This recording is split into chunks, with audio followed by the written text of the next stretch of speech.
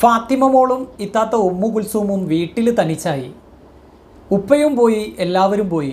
ഇടയ്ക്കൊക്കെ വീട്ടിൽ വന്ന് കാര്യങ്ങൾ അന്വേഷിക്കാറുള്ള ഉപ്പയുടെ പ്രിയപ്പെട്ട കൂട്ടുകാരൻ അബൂബക്കർ സിദ്ദീഖ് റളിയല്ലാഹു അൻഹു ഉപ്പാൻ്റെ കൂടെ പോയി. വീട്ടിൽ വല്ലാത്ത ഏകാന്തതയാണ്. മക്ക ഇളകി മറിയുകയാണ്. ഉപ്പാനെ പിടികൂടാൻ ഓടി നടക്കുകയാണ് ഖുറൈശികൾ. ഉപ്പയെ പിടിച്ചു കൊടുക്കുന്നവർക്ക് പാരിതോഷികങ്ങൾ പ്രഖ്യാപിച്ചിരിക്കുന്നു. സമ്മാനം നേടാൻ വേണ്ടി ഓട്ടത്തിലാണ് പല ആളുകളും. ഉപ്പാൻ്റെ സ്ഥിതിഗതികൾ എന്തായിരിക്കും? ഫാത്തിമ മോളുടെ മനസ്സ് നിറയെ ഈ ചിന്തകളാണ്.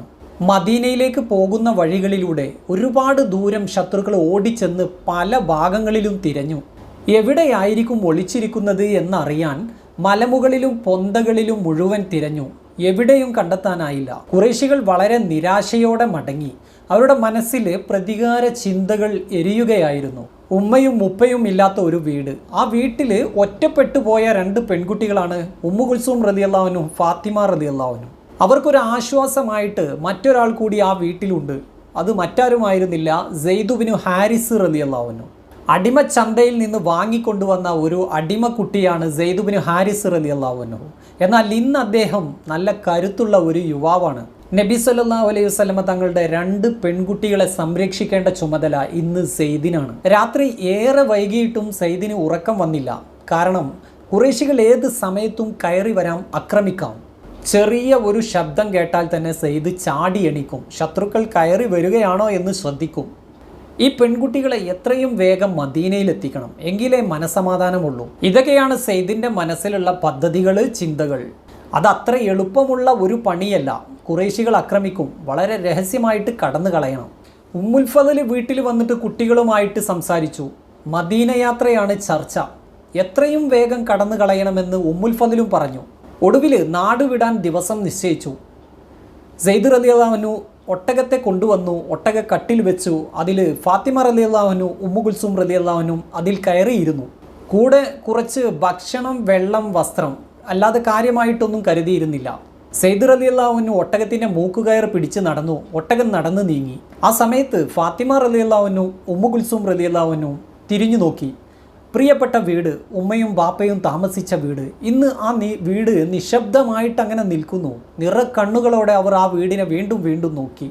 അധികം ആരും സഞ്ചരിക്കാത്ത ചില വഴികളിലൂടെ ഒട്ടകം വളരെ വേഗം നടന്നു നീങ്ങി. മക്ക വിട്ടുകഴിഞ്ഞാൽ പിന്നെ പ്രയാസമില്ല. എന്നാൽ മക്ക വിടുന്നതിന് മുൻപേ ഒരു ശത്രു മുൻപിലേക്ക് ചാടി വീണു. ഹുവൈരിസ് എന്നാണ് ആ ശത്രുവിൻ്റെ പേര്.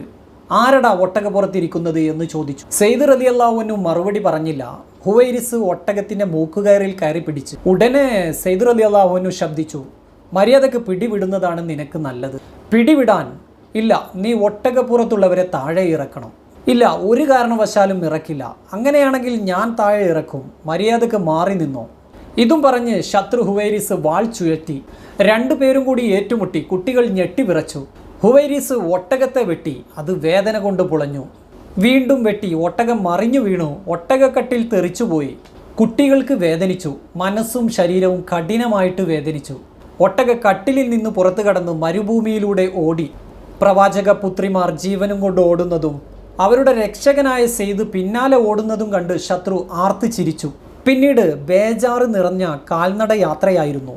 ദിവസങ്ങളോളം നടന്നു നടന്ന് കാലുകൾ വല്ലാതെ വേദനിച്ചു. ശരീരം തളർന്നു. ഒടുവിൽ അവർ മദീനയിലെത്തി. മക്കളുടെ കോലം കണ്ട് നബി സല്ലല്ലാഹു അലൈഹി വസല്ലമ തങ്ങൾ കരഞ്ഞു. വിശ്വാസികൾ ആ വാർത്ത കേട്ട് നടുങ്ങിപ്പോയി. ഫാത്തിമ മോള് ഉപ്പയെ കെട്ടിപ്പിടിച്ച് കരഞ്ഞു. ഉപ്പ അവരെ ആശ്വസിപ്പിച്ചു. സാരമില്ല, എന്നാലും എൻ്റെ പൊന്നു മക്കൾ ഇങ്ങ് എത്തിയല്ലോ. ഇപ്പോൾ ഫാത്തിമ മോളുടെ ജീവിതം പറിച്ചു നടപ്പെട്ട ഒരു ജീവിതമാണ്. മക്കയിൽ നിന്ന് മദീനയിലേക്ക്. ഇവിടെ സമാധാനമാണ്. ഖുറൈശികളുടെ മർദ്ദനമില്ല. നമസ്കരിക്കാം, ഖുർആൻ പാരായണം ചെയ്യാം, ദീനിനെ പറ്റി സംസാരിക്കാം. ഫാത്തിമ മോള് ഉപ്പയുടെ കാര്യങ്ങൾ നോക്കുന്നുണ്ട്. ഉമ്മയെപ്പോലെ തന്നെ ഉപ്പയുടെ കാര്യങ്ങൾ അന്വേഷിക്കും, അഭിപ്രായങ്ങൾ പറയും, നിർദ്ദേശങ്ങൾ കൊടുക്കും. ഉപ്പ അത് അംഗീകരിക്കും. പിന്നീട് തിരുനബി സല്ലല്ലാഹു അലൈഹി വസല്ലമ തങ്ങളുടെ ജീവിതത്തിൽ ആയിഷ റളിയല്ലാഹു അൻഹു ഭാര്യയായിട്ട് വന്നു. അപ്പോൾ അവിടെ രണ്ട് ചെറുപ്പക്കാരികൾ, ആയിഷ റളിയല്ലാഹു അൻഹു, ഫാത്തിമ റളിയല്ലാഹു അൻഹു, ബുദ്ധിമതികളായ രണ്ട് സുന്ദരികൾ. പിന്നീട് അവർ പണ്ഡിത വനിതകളായി മാറി. ത്യാഗത്തിൻ്റെയും സഹനത്തിൻ്റെയും ഇതിഹാസങ്ങളായി ഇഹത്തിലും പരത്തിലും വാഴ്ത്തപ്പെട്ടവരായിട്ട് അവർ മാറി.